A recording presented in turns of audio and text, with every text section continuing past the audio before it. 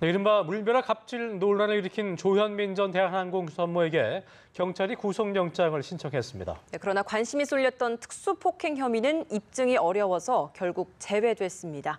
박수주 기자입니다. 경찰이 조현민 전 대한항공 전무에 대한 구속영장을 신청했습니다. 조 씨의 영장에는 지난 3월 광고 대행사와의 회의에서 참석자를 향해 물을 뿌리는 등 폭행과 업무방해 혐의가 적용됐습니다. 경찰은 조 씨가 범행을 전면 부인하고 있지만 피해자와 참고인 진술을 비롯해 수사 상황을 종합 검토한 결과 범죄 혐의가 인정됐다고 밝혔습니다.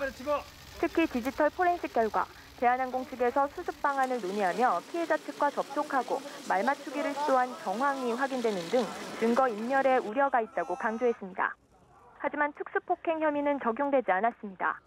종이컵에 든 음료를 맞은 피해자가 명확히 존재하는 폭행 혐의와는 달리 조 씨가 유리컵을 사람을 향해 던졌는지가 명확히 규명되지 않았기 때문입니다.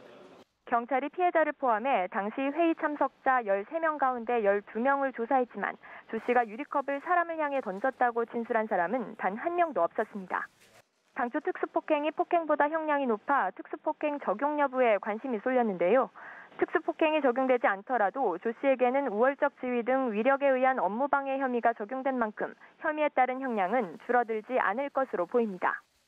업무방해에 따른 형량은 5년 이하의 징역과 1,500만 원 이하의 벌금으로 이는 5년 이하의 징역과 1,000만 원 이하의 벌금인 특수폭행보다 다소 높습니다.